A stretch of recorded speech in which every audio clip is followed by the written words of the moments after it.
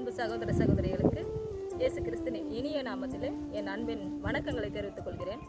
இன்றைய நாளிலும் ஆண்டவருடைய வார்த்தையாகிய மத்தேயு 5:13 நாம் வாசிக்கிறோம், நீங்கள் மண்ணிற்கு உப்பாய் இருக்கிறீர்கள் என்று நாம் வாசிக்கிறோம்.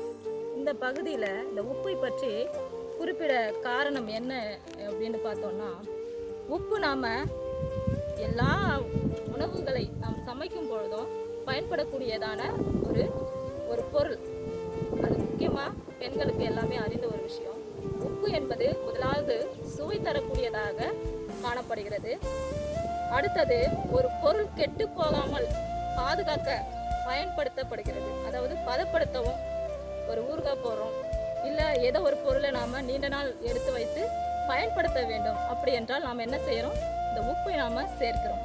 அப்படியாக இந்த உப்பானது அது கரைந்து அது ஒரு பிரயோஜனத்தை கொடுக்கிறது, பயனை கொடுக்கிறது, ஒரு சுவையை கொடுக்கிறது, கெட்டு போகாமல் பாதுகாக்க பயன்படுகிறது. அப்படியாக கூட கிறிஸ்தவர்கள் என்று சொல்லிக் கொள்கின்ற நாமும் கூட மற்றவர்களுக்கு நாம் எப்படியாக பயன்படுகின்றோம்? ஆண்டவரின் வார்த்தையை கொண்டு ஒருவேளை அநேகம் பேருக்கு ஆண்டவரை பற்றி தெரியாமல் இருக்கலாம், அல்லது கஷ்டத்தில் இருக்கலாம், அல்லது ஏதோ ஒரு தேவையில் இருக்கலாம்.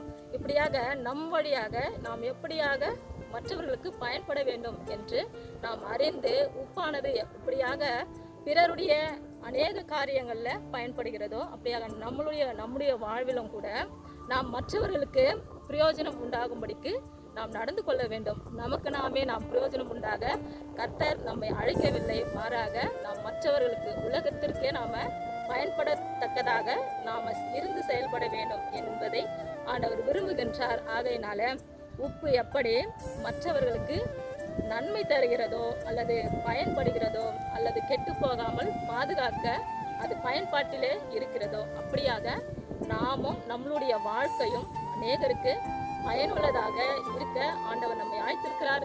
இந்த அழைப்பிலே நாம் நிலைத்திருப்போம். புதிய வாழ்விலே ஆண்டவரை எதிர்நோக்கி காத்திருப்போம். கர்த்தர் தாமே திருவசனங்களை ஆசீர்வதிப்பாராக.